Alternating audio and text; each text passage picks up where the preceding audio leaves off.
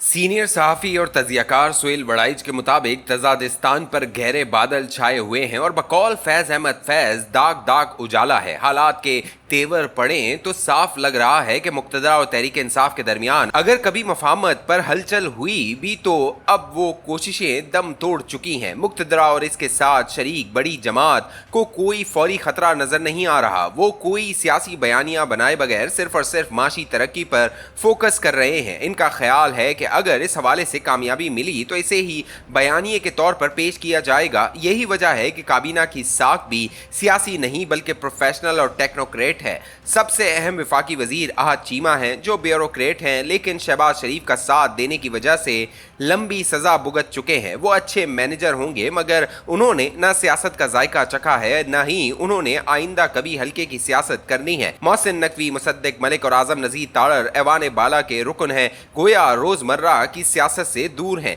अताउल्लाह तारर गो सियासी बयानबाजी में ताक हैं मगर वो भी बुनियादी तौर पर टेक्नोक्रेट हैं। वजीर खजाना औरंगजेब रमदे का ताल्लुक सियासी खानदान से जरूर है मगर वो भी टेक्नोक्रेट हैं। आज आके पंजाब से ख्वाजा आसिफ राना तनवीर, अवैस लगारी और रियाज पीरजादा बचते हैं जो जमीनी सियासत करते हैं और अपने हल्के के वोटर्स को जवाबदेह हैं। काबीना की साख से ही अंदाजा हो गया था कि शहबाज शरीफ सियासी और अवामी नहीं टेक्नोक्रेट काबीना बनाकर चलाना चाहते हैं। इसी टीम की वजह से अभी तक कोई सियासी बयानिया नहीं बना। इस काबीना को ताकत सिर्फ और सिर्फ तीर और तलवार से मिल रही है। बयानिया न हो तो इखलाकी और सियासी बुनियादें तश्कील नहीं पाती। हुकूमत चलती रहती है मगर इखलाकी और सियासी खला रह जाता है। अब भी ऐसा ही है, इसीलिए उजाला दाग दाग है। पड़ोसी मुल्क भारत में इंतखाबात के बाद पार्लियामान की कार्रवाई देखें तो यहाँ और वहाँ की जमहूरियत में आज़ादियों का फ़र्क साफ नज़र आ जाता है। अमरीकी इंतखाबात में जिस तरह ट्रंप और बाइडन का मुबाहिसा हुआ है और फिर इसके हवाले से बाइडन पर जो तनकीद हो रही है, इससे बहुत कुछ सीखा जा सकता है। बरतानिया में लेबर पार्टी ने 15 साल अपोजिशन में गुजारे लेकिन बिला आखिर इसे इक़्तिदार मिल रहा है। इन मुल्कों के इंतखाबात, मुबाहिसे और लोगों की शिरकत देख कर रश्क आता है और फिर ये समझ आती है कि वो उजाले में क्यों चले गए हैं और हमारा उजाला अभी तक दाग दाग क्यों है। मफाहमत की कोशिशें दम तोड़ने की एक वजह तो ताकत का नशा है, दूसरी वजह पीटीआई का रवैया भी है। एक तो तजादिस्तान के गले में गम, मायूसी और महंगाई का तोक पड़ा है, दूसरी तरफ इसके सबसे मकबूल लीडर को इस्लाह अहवाल की कोई जल्दी नजर नहीं आती। तहरीक इंसाफ की लीडरशिप का ख्याल है कि जितना वक्त गुजरेगा हुकूमत और मईशत इतनी ही कमजोर होती चली जाएगी। इनकी सोच ये है कि बैनुल अक़वामी दबाव, महंगाई और बेचैनी बिला आखिर तहरीक इंसाफ का रास्ता हमवार कर देगी और हुकूमत इनकी जोली में आग गिरेगी। यही वजह है कि तहरीक इंसाफ कोई मसालियती फार्मूला तस्लीम करने के बजाय इंतजार करो कि सब कुछ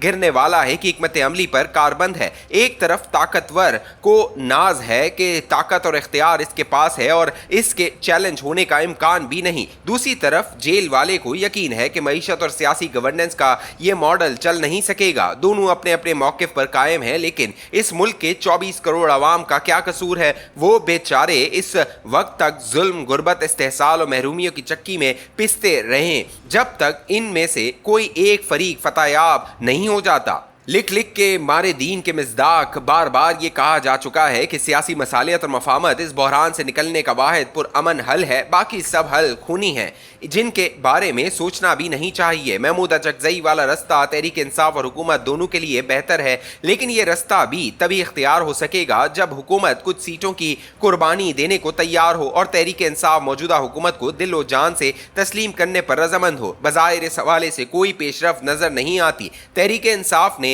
एक जबरदस्त चाल जरूर चली है। ऑपरेशन अज़्म इस्तेहकाम की मुखालफत करके उन्होंने हुकूमत और मुक्तदरा के पीठ के नाजुक हिस्से पर ज़रब लगाई है। तहरीक इंसाफ जायज़ तौर पर समझती है कि पी में इसकी हुकूमत के होते हुए इसकी मर्जी के बगैर ऑपरेशन नहीं हो सकता। दूसरा, पीटीआई ऑपरेशन के खिलाफ अवामी जज्बात का हदफ भी नहीं बनना चाहती। तहरीक इंसाफ का ख्याल है कि ऑपरेशन के मामले में हुकूमत और मुक्तदरा को लचक दिखाना पड़ेगी बल्कि झुकना पड़ेगा। देखें ऐसा हो पाता है या नहीं। अफगानिस्तान के साथ ताल्लुकात का मामला भी गंभीर होता जा रहा है। एक तरफ अफगानिस्तान के अंदर पाकिस्तानी तालिबान पर हमले की तैयारी हो रही है तो दूसरी तरफ अफगानिस्तान से सड़क गुजार कर वस्त एशियाई तक जाने की मंसूबे को कतर में जेर बहस लाया जा रहा है। मेरी नाकिस राय में अफगानिस्तान से तिजारती रूट बिलखुसूस वस्त एशिया तक जमीनी रस्ते का खुलना बिला आखिर अफगान सोच को बदल देगा। जंग शायद इतनी फायदेमंद न हो जितना ये तिजारती रूट होगा। पाकिस्तानी तालिबान की हिमायत में मौलाना फजल रहमान और इमरान खान की सोच एक नजर आ रही है। गोया पख्तूनख्वा की गालिब अक्सरियत इस वक्त पाकिस्तानी तालिबान से जंग के खिलाफ राय देगी। ऐसे में जब तक राय आमा हमवार नहीं होती, सियासी मसालियत नहीं होती, इस वक्त तक अफगानिस्तान के अंदर घुसकर कोई भी ऑपरेशन करना फायदेमंद नहीं होगा। पहले घर के अंदर के मामलात को सुलझाया जाए, फिर बाहर की हिकमत अमली बनाई जाए। तजादिस्तान से तजाद खत्म करने, अंधेरे को उजाले में बदलने और उजाले से दागों को मिटाने का वाहिद रास्ता आईनी और जमहूरी रविश है। जितनी जल्दी सब इदारे और सियासी जमातें इस आसान रास्ते को दिलो जान से मान लें, इतना जल्दी मुल्क व कौम की तकदीर संवर सकती है। वगरना अनाओं की जंग जारी रही, एक दूसरे के गिरने का इंतजार रहा तो तजादिस्तान ठोकरे ही खाता रहेगा।